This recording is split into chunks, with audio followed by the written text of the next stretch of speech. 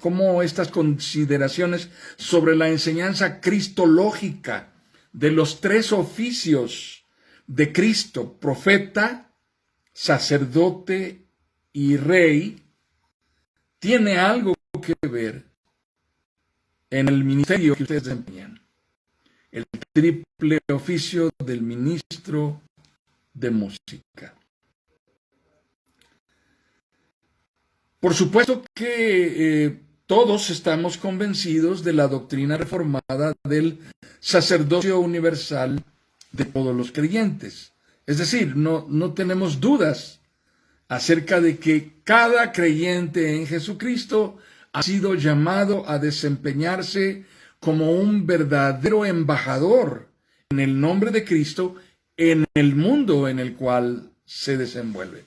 Por lo tanto, es notorio y es necesario y relevante que a partir de esa definición y de esa cosmovisión de lo que es cada uno de nosotros que cree en Jesucristo como un ministro en el nombre de Jesucristo hacia el mundo, entendemos que los oficios de Cristo no son también característicos a nosotros. Vamos a entender de qué manera.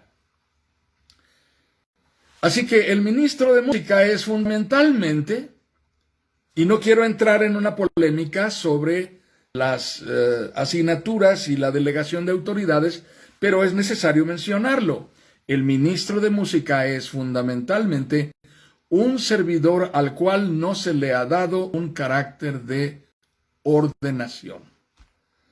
Lo digo no porque esté abogando porque a partir de ahora se ordenen los ministros de música, ni siquiera porque esté en contra de que se ordenen los ministros de música, sino porque es importante mencionar que esto está consignado en la Constitución de la Iglesia Nacional Presbiteriana de México. La función que los ministros de música desempeñan está consignada en la Constitución de la Iglesia Nacional Presbiteriana de México a partir del artículo 105 y 106. Puntualmente se describe este tipo de ministerio del cual estamos ocupándonos hoy. Pero no es un ministerio de ordenación. No hay imposición de manos para los ministros de música. A la luz de estos tres oficios de Cristo, el ministro de música tiene una asignatura triple en la vida de la iglesia. Y quiero enfocarme a esto basado en lo que acabamos de enumerar. En primer lugar, la asignatura como profeta. Quiero tomar una línea de pensamiento que nos ayude primero a definir lo que es un profeta. Necesitamos precisar hoy por hoy con puntualidad que hay una seria desviación, una desvirtuación de lo que en la Biblia significa el profetismo. Hoy se entiende a un profeta como quien dice cosas que van a suceder. Tiene visiones premonitorias sobre acontecimientos e incluso sobre la vida privada de personas. El profeta de la Biblia no es propiamente alguien así, no necesariamente alguien así. En principio, el profeta de la Biblia es alguien enviado por Dios. Es alguien a quien Dios le ha ordenado ve y di. Entonces, el profeta de la Biblia es fundamentalmente un llamado para ir de parte de Dios al mundo. Pero esencialmente, en el fondo, el profeta de la Biblia no es alguien que entra en una especie de trance para recibir algún tipo de señal o de revelación sobrenatural. Esencialmente, los hombres como Isaías, como Amós, como Habacuc, como Jonás, eran hombres profundamente imbuidos de su entorno, eran hombres que interpretaban la historia en la que estaban viviendo, eran hombres conocedores de la realidad, eran hombres que tenían un sentido de análisis, de observación, un sentido crítico de la realidad que les rodeaba. No eran hombres comunes, ignorantes, enajenados de la realidad. Eran fundamentalmente hombres que comprendían el contexto de los hechos de su tiempo y eran a la vez proclamadores de la voluntad revelada de Dios. El profeta es el instrumento de Dios para que su voluntad, su corrección y su juicio sean conocidos. Es un proclamador de la autoridad y de la soberanía de Dios en el mundo. Ese es el profeta. Esa es la razón por qué en algunas ocasiones los profetas fueron menospreciados. Fueron entendidos como hombres incómodos, como personajes indeseables. Fueron vistos como alguien que no tenía lugar, no cabía, porque solían decir cosas que no le agradaba oír a nadie. Creo firmemente que en esta relación entre el ministerio que ustedes desempeñan y el oficio de profeta, una de las labores fundamentales en el ministro de la música y de la adoración en la iglesia es precisamente formar a la iglesia, crear criterios sólidos en la iglesia respecto de la expresión de alabanza, respecto de la adoración, pero con un arraigo y contenido eminentemente escriturales. Eso significa que lo que la iglesia hace, que lo que la iglesia dice, que lo que la iglesia declara y expresa y canta en su celebración cúltica no esté determinado por un énfasis estético o por un énfasis artístico, tampoco por un predominio de lo anímico o de lo emocional, sino por la abierta y fiel exposición de la naturaleza y el carácter del Dios que adoramos y la manera en que Él ha determinado tratar con su pueblo, aquellos a los que ha hecho suyos por la obra redentora de Jesucristo. Me estoy refiriendo a que el profetismo del ministro de música y de adoración se manifiesta en guiar a la iglesia a una forma de adoración y de expresión cúltica que sea un reflejo fiel de la palabra revelada, por encima de otros aspectos que pueden ser útiles y valiosos, pero no esenciales y no lo único que debemos interesarnos en preservar. Cuando vamos a la Biblia, tanto en la descripción del rey David como en las enseñanzas del apóstol Pablo, hay una claridad enorme y categórica que establece con puntualidad un énfasis en la racionalidad y en el orden como normativos de la expresión de adoración.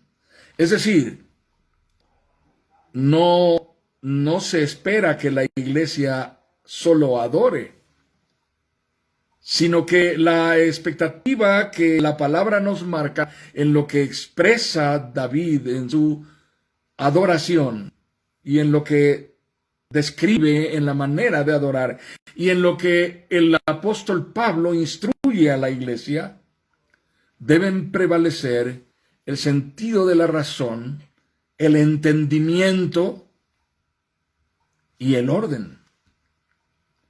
Bueno, parece que a nosotros no nos hace falta hablar demasiado de esto porque somos presbiterianos. Aparentemente así es, pero no es así en realidad. Amados hermanos, hay aspectos de orden que dentro de nuestro acartonamiento y ritualismo se pierden. Hay aspectos de orden que quedan extraviados en ciertas circunstancias y ciertos momentos. Uno de los aspectos esenciales del orden, yo creo, en la adoración es el equilibrio. Y no hay mucho equilibrio en nuestros cultos. A veces perdemos de vista este aspecto del equilibrio en el cual debiéramos establecer los espacios que corresponden a cada uno de los momentos de nuestra celebración. Y estoy hablando del tiempo en que la iglesia está congregada. Y a veces hay tiempos que están perdidos en aproximadamente una hora de avisos, de noticias, de invitaciones y de exhortaciones a que la iglesia haga o participe o se involucre u ofrende, comparado con un culto que apenas duró 1 hora y 15 minutos. Yo advierto que en este tipo de cosas hay desequilibrio. Hay desequilibrio cuando nuestro énfasis no está enfocado en donde debiera estar enfocado. Y hay otras formas de desequilibrio. Creo que hoy por hoy la iglesia tiene que reconsiderar que los contenidos de nuestra adoración no solamente pueden ser, como ya lo refleja en alguna manera las ediciones recientes del himnario desde su modificación, desde su reedición, el nuevo himnario presbiteriano, en donde se incluyen cantos más contemporáneos, porque esto es una necesidad de expresión de la iglesia. Todavía nos encontramos con que hay un sector de la iglesia que no considera valioso esto, que solo aprecia como forma de adoración los himnos que tienen siglos de estarse cantando. Y apreciamos que eso tiene una herencia de fe, de doctrina, de solidez, que no tiene comparación. Pero hay nuevas generaciones que están adorando a Dios de otra manera. Y nuestra celebración cúltica de la iglesia debiera reflejar equilibrio en ello. Debe haber oportunidad para que ambas expresiones, tanto no se trata de la carismática y la conservadora, sino de la tradicional y la contemporánea. Y ambas son expresiones que deben tener una oportunidad en el tiempo de adoración. Y el equilibrio es indispensable. No puede haber solo uno ni solo el otro. En mi apreciación, yo creo que hay una responsabilidad en el ministro de música y oración que tiene que ver con esta parte. Hoy estamos expuestos, amados hermanos, a los extremos que nos empujan hacia uno o hacia otro lindero. No es fácil. Por un lado tenemos la aplastante popularidad de los que dicen que la celebración debe ser con libertades absolutas en las que el adorador diga y haga lo que el Espíritu le dicte hacer para el Señor. El otro extremo es el que nos dice que no debe hacerse absolutamente nada que no tenga un origen literalmente escritural. Eso significa que no haya música, ni himnos, ni composiciones o arreglos corales o artísticos, sino solo la simple y llana repetición rítmica de los salmos. No sé si alguno de ustedes está a favor de uno y en contra del otro, o a la inversa, a favor de este y en contra del otro.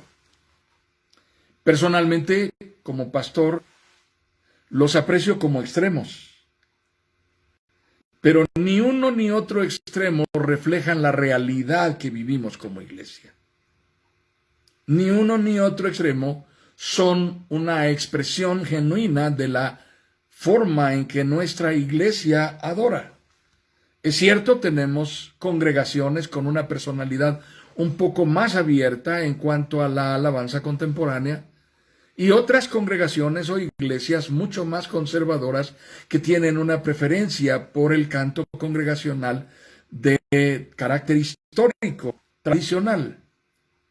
Ambas cosas deben ser respetadas. No debiéramos contender y enfrascarnos en los extremos y mucho menos crear en la iglesia división acerca del ánimo en que la iglesia debe adorar y las preferencias, porque al final de cuentas las preferencias son solo eso. Es real y tenemos que reconocer la influencia que la música cristiana contemporánea, la música evangelicalista que se ha comercializado, la influencia que ha tenido en las preferencias de las nuevas generaciones, aún contando entre ellos a los propios presbiterianos, hijos de presbiterianos y nietos de presbiterianos. Así que es posible que en alguna ocasión nos encontremos que un pastor que por décadas ha sostenido que en la iglesia no van a entrar esos escándalos cambie de opinión cuando su nieto comience a cantar algo de rap cristiano.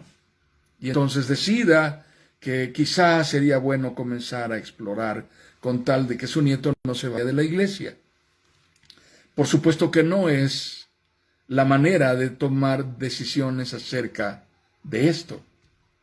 La manera de tomar decisiones acerca de esto es regirnos por la palabra. Ahí está el oficio profético del ministro de música y de adoración, guiándonos, convocándonos, retándonos, desafiándonos, confrontándonos a que la palabra sea quien rija nuestra manera de adorar a Dios.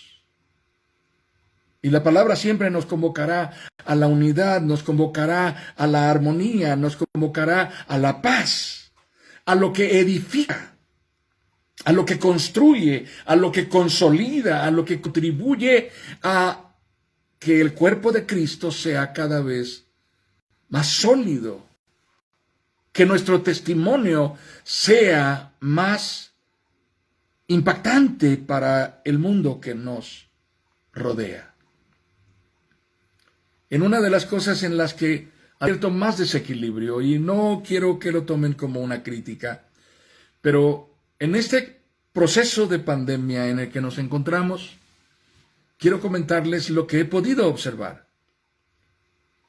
Cuando se ha tenido que volcar el ministerio pastoral y el ministerio de la música para usar las redes sociales y las plataformas virtuales para transmitir los cultos, lo que hemos hecho es procurar de todas las maneras posibles mantener nuestro formato de que el pastor no ha salido del púlpito, los ancianos siguen dirigiendo el culto y desafortunadamente, hermanos, esto ha contribuido a que algunas de nuestras transmisiones se vean tan lamentablemente limitadas en sus alcances. Porque enfrente del monitor, las personas que están participando o haciendo un gran esfuerzo por participar e integrarse y escuchar, lo que oyen es a alguien que está detrás de un púlpito, que está 15 metros adelante de una cámara y que se oye el eco de un templo vacío. Y lo que hacemos cuando estamos tratando de sostener este modelo, es decirle a la iglesia, no ha pasado nada, seguimos igual, vamos a salir adelante, la iglesia sigue siendo iglesia. Pero la realidad de esta pandemia, en realidad, la realidad de esta pandemia, por cierto, nos ha empujado a dejar de ver a la iglesia dentro de la estructura del templo y a comenzar a ver a la iglesia en la intimidad. Quizá la mejor manera sería optar por impactar a nuestras congregaciones con transmisiones más cálidas, en donde estemos más cerca, en donde nos escuchen con mayor naturalidad, en donde sea notorio que estamos allí a la mano y nos oigan con claridad y puntualidad. No es fácil porque los pastores, por supuesto, no somos expertos en estas materias virtuales. Pero bueno, gracias a Dios, podemos continuar proclamando el Evangelio y adorando a Dios a pesar de estas circunstancias. Pero en todos estos aspectos que he compartido y que personalmente comparto más como una preocupación y como un interés de analizar, y lo comparto con ustedes que son quienes construyen el culto,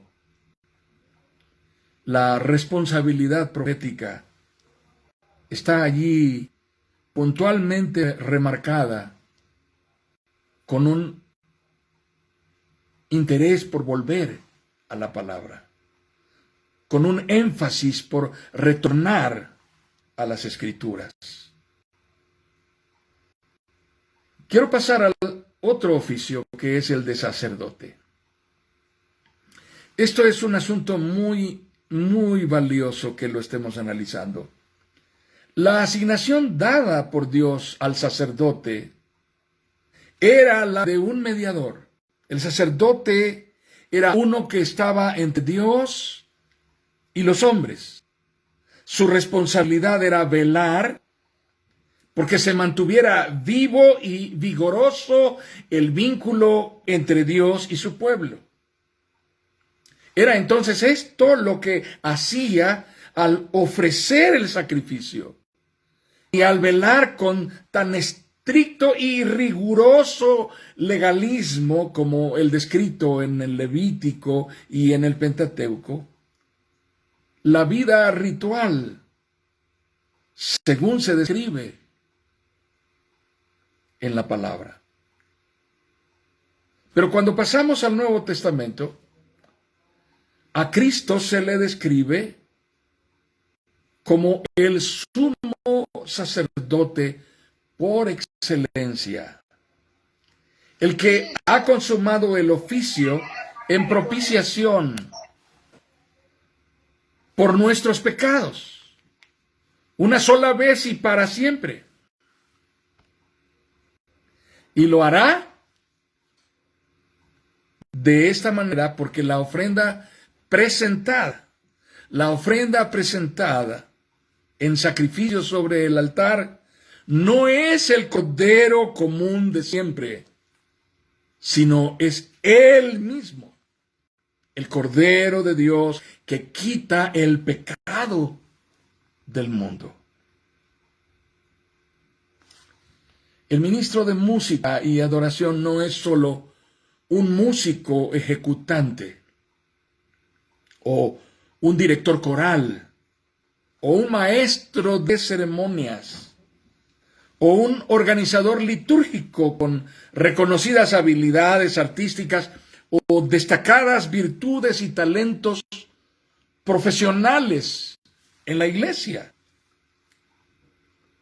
Lo que debemos entender respecto del ministerio que Dios les ha dado es que ustedes son creyentes maduros que han dado evidencias de un llamado específico para ministrar delante de la iglesia de Jesucristo.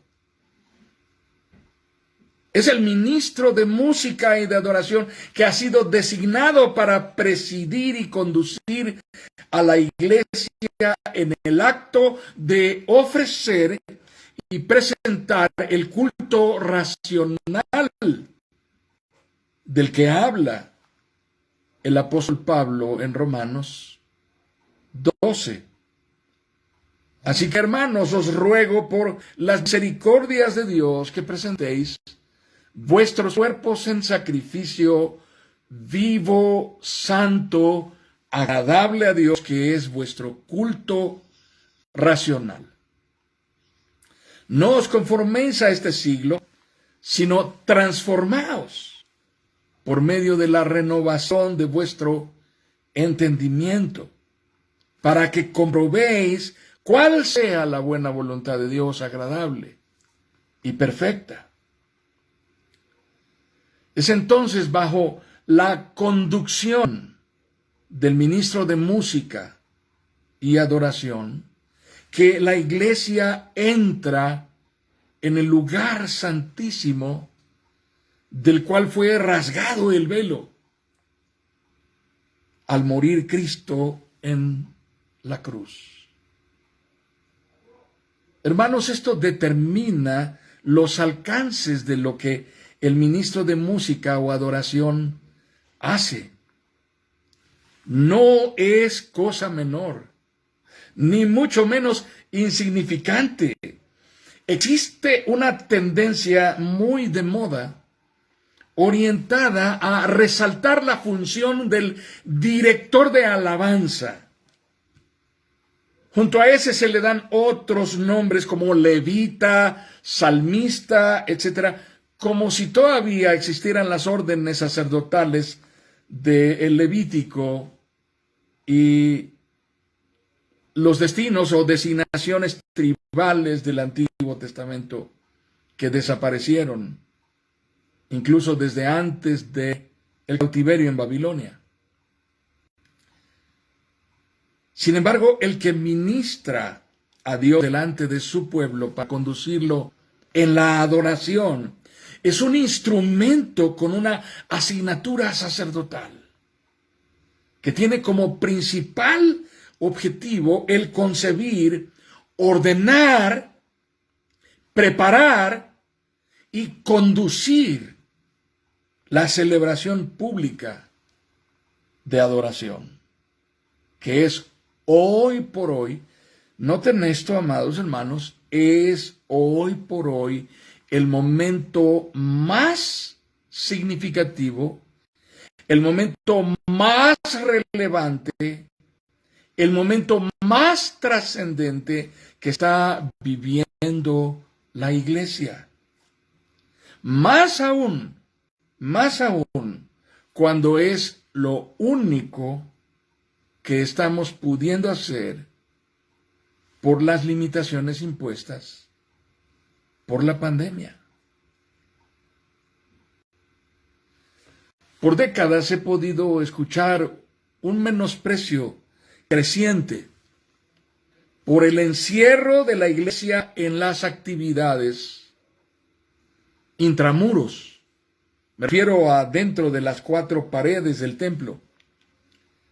Se dice que este comportamiento revela el anhelo y la necesidad por permanecer en nuestro territorio de confort, nuestro pequeño gueto religioso, nuestro espacio seguro, evitando vernos expuestos al mundo hostil, al mundo agresivo, que no comparte nuestro interés por honrar a Dios. Reconozco que personalmente, hermanos, en el pasado he participado de este enfoque de alguna manera. Sin embargo, mi apreciación honestamente ha evolucionado porque me lo ha permitido así mi experiencia y mi madurez en el ministerio con casi 50 años de llamado para proclamar el Evangelio de Jesucristo. Así que después de observar y detenidamente con mayor madurez considerar esta realidad, he sido llevado a un mayor sentido de pertinencia y también de congruencia con la realidad. Lo digo por la siguiente razón. Mientras la iglesia está congregada adorando, no solamente hay certidumbre respecto de nuestras convicciones en lo que estamos haciendo para Dios. Al mismo tiempo hay un testimonio público de lo que somos. Si al mundo no le importara lo que la iglesia hace adentro de sus templos, los templos no serían quemados en búsqueda de aplastar al cristianismo. en los países en donde hay persecución. Así que en virtud de que lo que pasa en el templo y el testimonio que la iglesia representa desde lo que sucede cuando está congregada para adorar, hay un afán por acabar con esas voces y ahogar esos gritos, esas exclamaciones de adoración que testifican al mundo que Dios está allí, que Él señorea, que es soberano, que a Él se debe toda gloria, toda honra. Y los cristianos somos quienes decimos eso y lo decimos desde el templo. Así que no podemos negar que estamos cumpliendo una dimensión de la misión cuando congregados adoramos. Así que eso me ha llevado a abandonar un poco esa idea crítica. Pero también es indispensable reconocer esta otra parte, particularmente en el momento que estamos viviendo, hermanos. Hay un sacerdocio que cumplir que no es exclusivo de pastores, de ministros de música y de adoración. Este es el sacerdocio que cumple con una asignatura mediatorial de intercesión en cada hogar y en cada familia. Una responsabilidad misional que es estrictamente intramuros, pero en casa, que está determinada por Dios a impactar a la siguiente generación y a la siguiente generación después de la siguiente generación con el testimonio del Dios vivo verdadero de la Biblia, con el poder del Evangelio de Jesucristo. Desafortunadamente, esto es casi un escenario en el más completo abandono. Podemos decir que el altar de adoración en cada matrimonio y en cada familia es casi un templo en ruinas en el que nadie está muy interesado. Y esto es preocupante.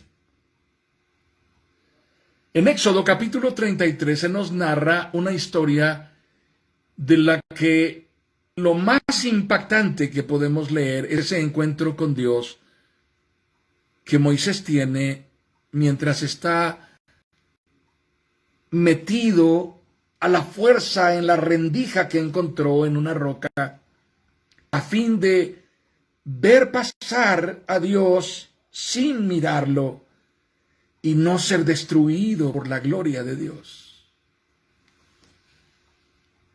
Es una cosa impresionante cada vez que leo ese pasaje, la manera en que lo que leo allí surte en mí un efecto de conmoción, porque el pasaje comienza describiendo el campamento en donde Moisés atraviesa desde su tienda hasta el lugar de adoración.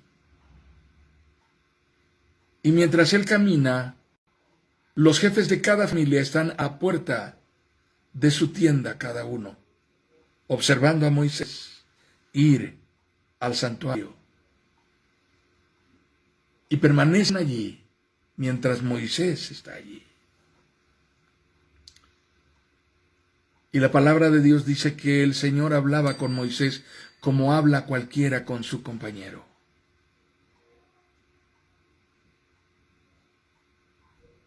Cuando leemos en el libro de los Jueces la historia después de Moisés y la historia después de Josué, siempre me he sentido profundamente desconsolado, profundamente sorprendido, porque quien sucedió a Josué no fue su hijo. Ninguno de sus hijos fue nunca alguien notorio en la historia de Israel.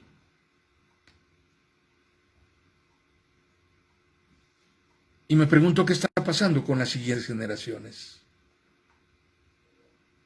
Hace poco me sentí profundamente decepcionado. Me habían invitado a dar una conferencia. Y esto era una conferencia a la que había sido convocada la organización de jóvenes de nuestra iglesia. Y evidentemente estaría allí un número abultado de jóvenes. Una semana antes comenzó a ser convocado un encuentro virtual con alguien que desconozco completamente. Un grupo de jóvenes de una iglesia local había concertado una entrevista virtual con un famoso rapero cristiano. Recuerdo que cuando estuvimos en la plataforma, en la conferencia virtual para este tema que nos tocaba dar con el liderazgo de nuestros jóvenes a nivel nacional, apuradamente habríamos llegado a unos 40 o 50 participantes. En el número más alto, mientras estábamos conectados, quizá llegamos a 60. Pero en aquel encuentro virtual con un rapero cristiano, convocado por un grupo de jóvenes cristianos de nuestra iglesia, habían más de 500 chicos conectados. Así que me pregunto, ¿dónde está nuestro sacerdocio? ¿De qué manera estamos siendo mediadores entre Dios y estos que vienen después de nosotros? ¿De qué manera estamos pudiendo alcanzarlos y de qué manera estamos pudiendo ser una bendición de unción en las vidas? Unción que se derrama como lo que describe el Salmo 133. Una autoridad bendita que viene sobre la barba de Aarón y desciende hasta el borde de sus vestiduras. Y ya no hay esos Aarones.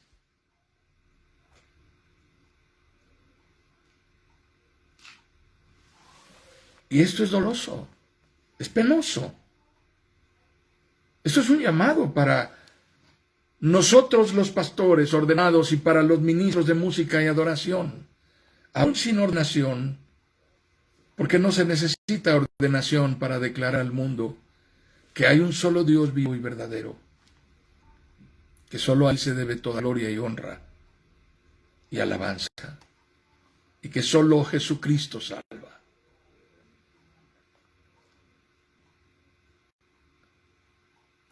Esto ha derivado en tendencias desviadas, hermanos.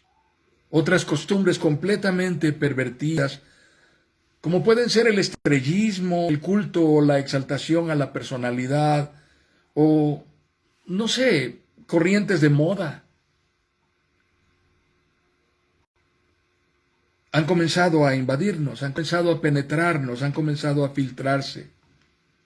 Y están por encima del interés primordial de la adoración bíblica, de la adoración real, que no es lo que nos gratifica a nosotros, no es lo que nos hace sentir bien a nosotros, no es lo que nosotros preferimos y nos gusta a nosotros, sino lo que contribuye a la mayor gloria de Dios.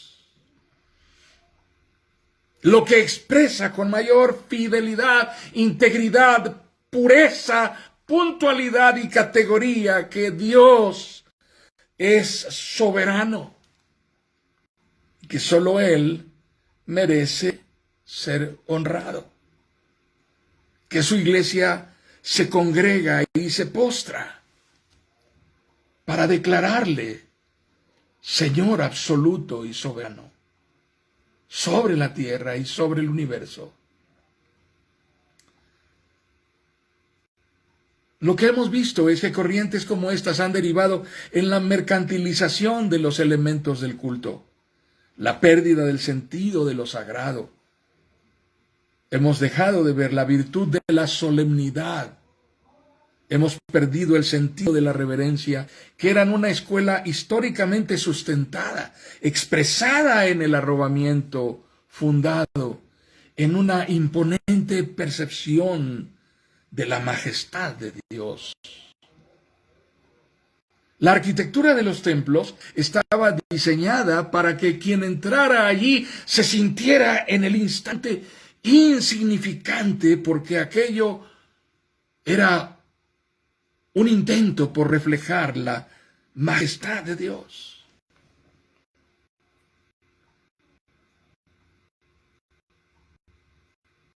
Los vitrales en las columnas y en las torres de las catedrales Impactaban con su luz a las personas que estaban adentro y parecían la descripción vívida de una revelación de Dios. Pero generaciones nuevas no conocen esto porque la gente se congrega en cines, en teatros. Y no hago porque construyamos catedrales. Podemos dejar de hacer eso, pero no podemos dejar de declarar la gloria de Dios, mayormente a quienes están bajo nuestra responsabilidad ministerial. Una realidad es que hoy es cualquiera es líder de alabanza. Cualquiera puede pararse frente a la iglesia y rasgar una guitarra y gritar, saltar y exclamar casi cualquier cosa que se le ocurra. Uno de los memes más populares en este post, ¿cómo se le llama a la celebración del domingo por la tarde? En este post touchdown, ¿cómo se llama? Este gran, ya se me fue el nombre, de fútbol americano. En el medio tiempo, el cantante, el Super Bowl, sí, exactamente, gracias. En el medio tiempo, el cantante que tomó los 13 minutos que costaron alrededor de $65 millones en su producción, 12 minutos de producción en pantalla a nivel internacional, una transmisión global, que costaron más de $65 millones, más $20 millones que el propio cantante invirtió para hacerlo más a su gusto. Estamos hablando de mucho dinero. No quisiera ahorita sacar la calculadora para saber cuántos pesos son, pero es bastante. Apenas esta mañana alguien me hizo el favor de enviarme un meme en donde este hombre está cantando en el pasillo de los espejos que sale en pantalla un canto que se llama Remolineando.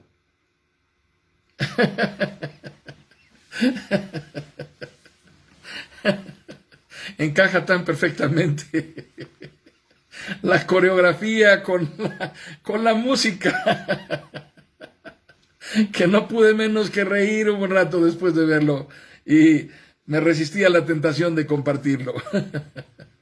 Pero si lo buscan lo van a encontrar. Así que no cualquier chunchaca puede ser genuinamente una manera de adorar a Dios, hermanos. Y eso ustedes lo saben. Ustedes lo saben de sobra. Más que nadie en la iglesia. No podemos presentarnos delante de la iglesia a convocarles a hacer casi cualquier cosa que se les ocurra y justificar diciendo que cualquier cosa es adoración.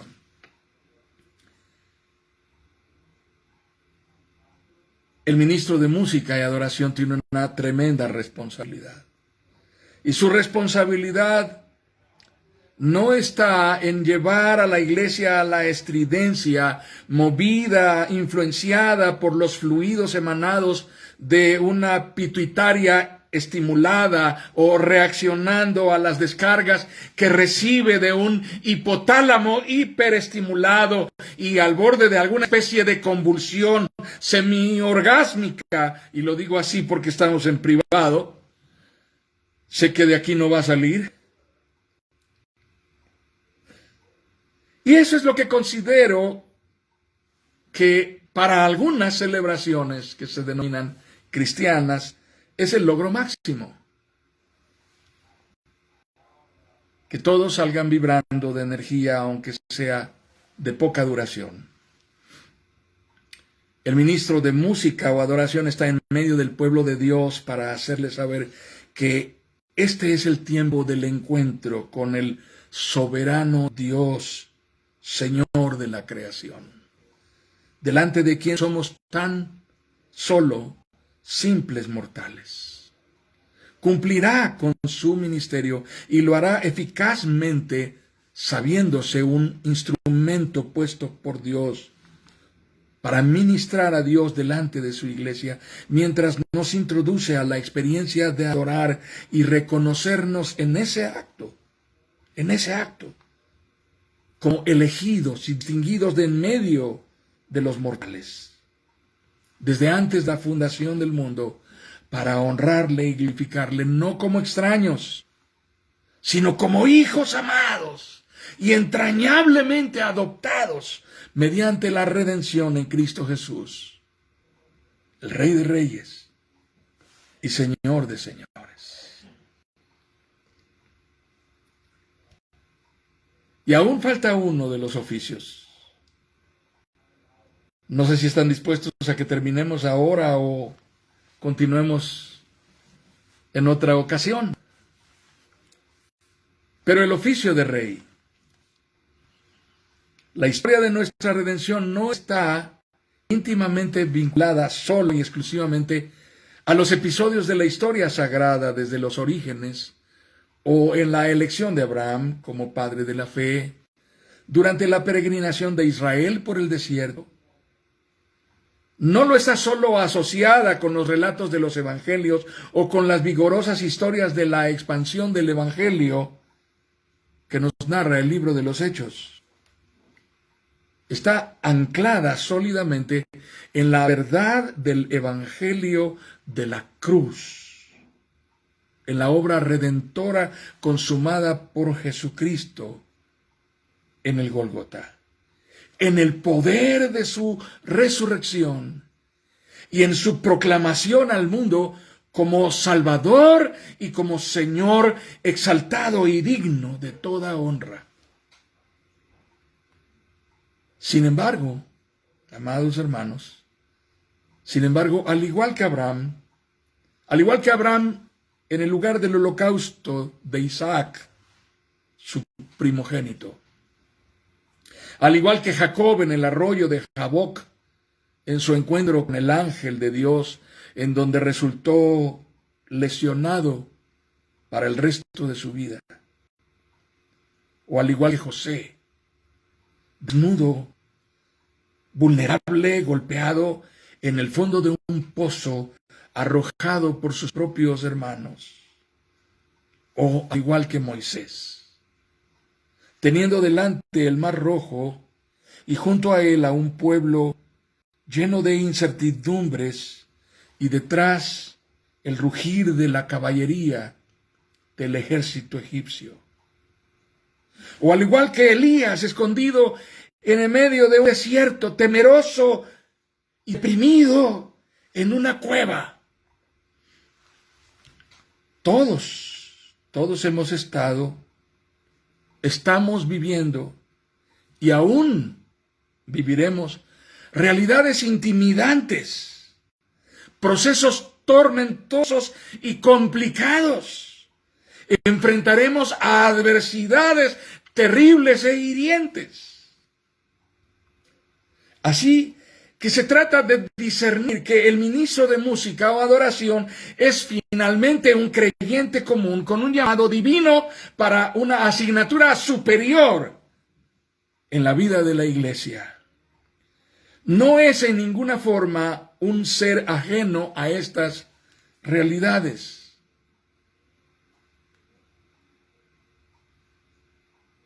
Qué pertinente me parece la historia que David, no el poderoso, no el opulento rey de Israel, sino el quebrantado, el débil y vulnerable David, el David anhelante de la presencia de Dios, nos describe en el Salmo 42. Cuando dice volver a la memoria de su existencia, aquellos momentos en medio de su ministerio como ministro de música y adoración. Cual siervo jadeante en busca del agua, así busca, oh Dios, todo mi ser. Así te busca, oh Dios, todo mi ser. Mis lágrimas son mi pan de día y de noche, mientras me echan en cara a todas horas, ¿dónde está tu Dios? Recuerdo esto y me deshago en llanto. Yo solía ir con la multitud y la conducía a la casa de Dios. Entre voces de alegría y acciones de gracia, hacíamos gran celebración. ¿Por qué voy a inquietarme? ¿Por qué me voy a angustiar? En Dios pondré mi esperanza y todavía lo alabaré. Él es mi Salvador y mi Dios. En medio de templos vacíos, en medio de mortandad y duelo, por quiera en nuestras iglesias y en nuestras congregaciones. No entre los extraños, en las familias que amamos, en nuestros hermanos con los cuales crecimos, con los cuales asistíamos al culto. En medio de toda esta desolación y esta realidad tan trágica, tan dramática, el ministro de música y adoración ha sido llamado por Dios, así exactamente como el apóstol Juan. El primer llamado, enviado y en consecuencia el primer interesado en mostrar a la iglesia esta dimensión de la naturaleza de Dios que es usualmente eclipsada por casi cualquier otro rasgo del carácter de Dios, que ha ido quedando en nuestra percepción. Nos hemos quedado con esos rasgos del carácter de Dios que más nos gratifican, que más nos agradan. En nuestra percepción como una realidad presente, hemos abrazado esto que nos gusta de Dios, porque estamos viviendo procesos que nos anclan demasiado a la realidad presente. Procesos de dolor, de pérdida, profundas heridas, desgarradoras historias de agonía. Juan escribe a la iglesia, a las 7 iglesias que están en Asia: gracia y paz a vosotros del que es y que era y que ha de venir, y de los 7 espíritus que están delante de su trono, y de Jesucristo, el testigo fiel, el primogénito de los muertos y el soberano de los reyes de la tierra. Al que nos amó y nos lavó de nuestros pecados con su sangre, y nos hizo reyes y sacerdotes para Dios, su Padre. A Él sea gloria e imperio por los siglos de los siglos. Amén. He aquí que viene con las nubes y todo ojo le verá. Y los que le traspasaron y todos los linajes de la tierra harán lamentación por Él. Sí. Amén. Yo soy el alfa y la omega, el principio y el fin, dice el Señor, el que es y que era y que ha de venir, el Todopoderoso. Apocalipsis 1, 4 al 8. Qué majestuosa descripción del apóstol Juan. Qué impresionante. Así que el ministro de música ha sido llamado a llevar, a conducir, a convocar, a desafiar a la iglesia para que deje la visión circunstancial y momentánea. La circunstancia de nuestra tragedia, de nuestra realidad, nos ancla para quitar nuestra mirada de la gloria y la majestad de Dios y solo ver lo que nos apremia con urgencia. Es por eso que nos es más necesario, amados hermanos, más urgente contar con quien nos ayude desvelando lo que está impidiéndonos ver, quitando de en medio, ayudándonos a dejar de ver solo lo circunstancial, lo que usualmente significa la circunscripción de nuestra óptica limitada, de manera que nuestra experiencia de adoración sea transformada y nos introduzcan a la percepción más plena e iluminadora de la gloria, la magnificencia, la excelsitud y la majestad que le pertenecen solo a Dios. Qué menuda asignatura tiene el ministro de música y de adoración, que ha de convencer cada vez a la iglesia y al creyente común, aún al más absorto en el cautiverio de su realidad, de que amerita levantar la mirada, quitar los ojos un momento de la circunstancia inmediata de su duelo, alzar la vista de entre la basura circundante, elevar su apreciación de entre la inmundicia de este mundo caótico, agonizante, para apreciar los atisbos de un amanecer que nos aguarda en la magnífica luz del esplendor jamás visto de la gloria de Dios. Ustedes, los ministros de adoración, son el instrumento para asistir a la iglesia en el proceso de abrir los ojos para adorar. Abrir los ojos a la realidad del reino de Dios, presente y concomitante, esto es, coincidente y vivamente vinculado con el presente que nos agobia. En medio de este valle de huesos secos, los ministros de adoración y culto nos dejarán ver con puntual claridad que hay vida en la palabra de Dios, en la penetrante hediondez, en donde todo apesta, en este universo de podredumbre del mundo corrompido por la liviandad y la inmundicia de estilos de vida envilecidos por un comportamiento ajeno al orden de Dios. Los ministros de música nos llevarán a creer y a afirmar que seremos consumidos por el fuego de la presencia de Dios, pero no debemos temer. No debemos temer. Ustedes nos devuelven la esperanza de quien ha visto venir a los ángeles con carbones encendidos desde el altar de Dios para tocar nuestros labios y quitar de nosotros toda culpa y poder adorar.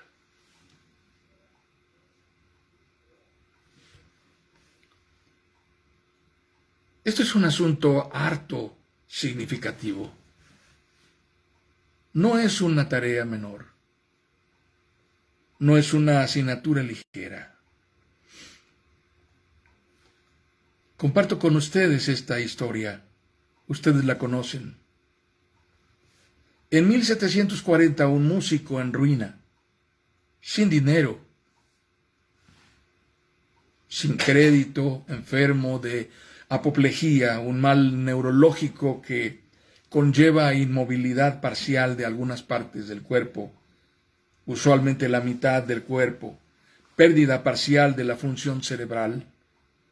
Las personas pueden perder la habilidad de hablar o la capacidad de reconocer a otros. Se refugiaba bajo el amparo de un amigo que le propuso llevar su música, conocida un poco, a Dublín, a la capital de Irlanda, para intentar algún éxito.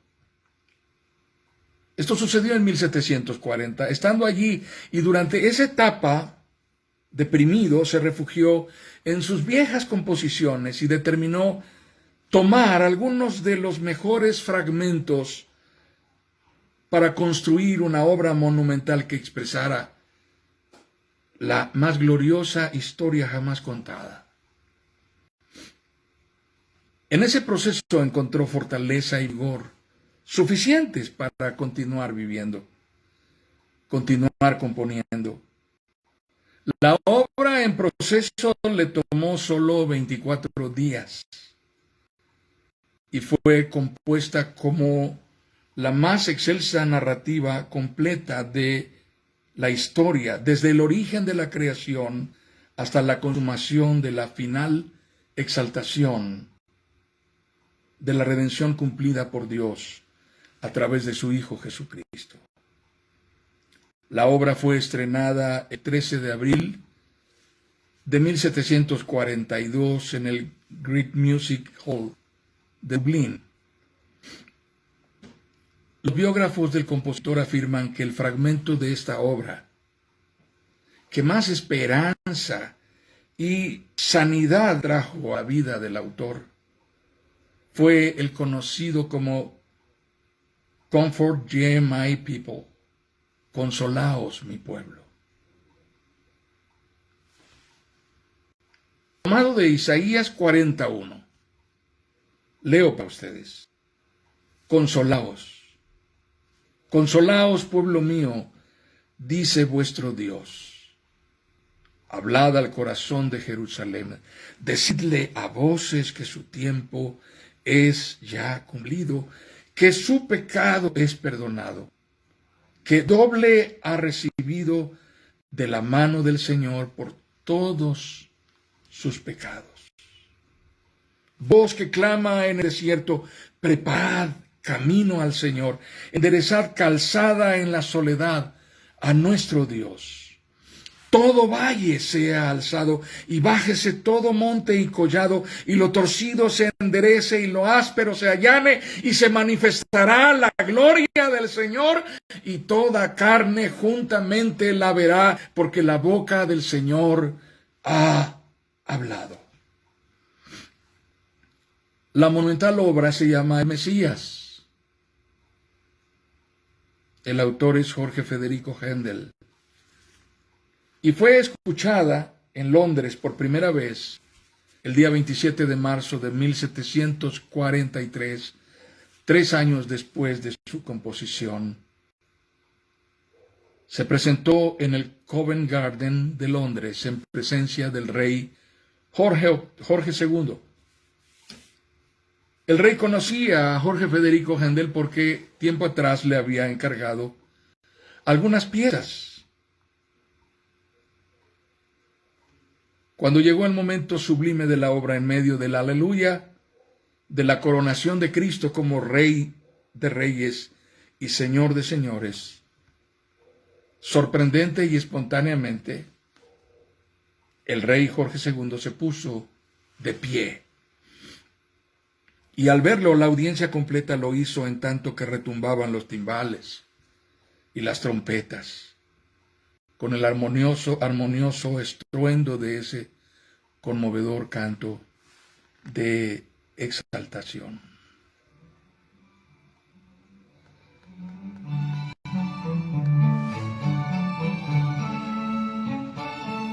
¿Cuántas veces lo han cantado, hermanos?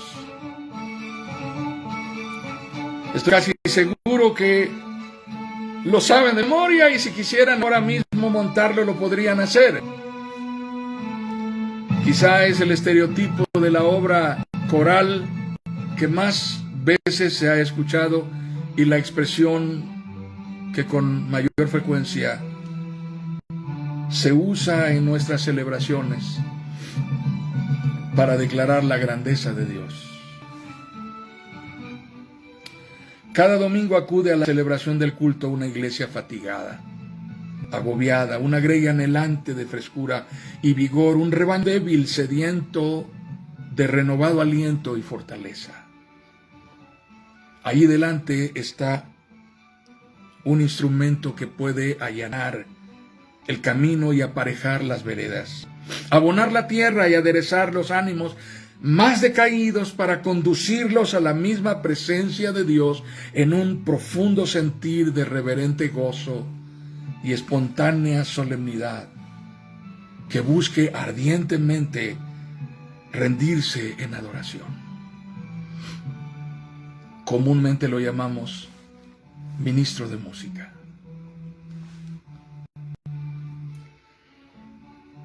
Gracias por la oportunidad, hermanos.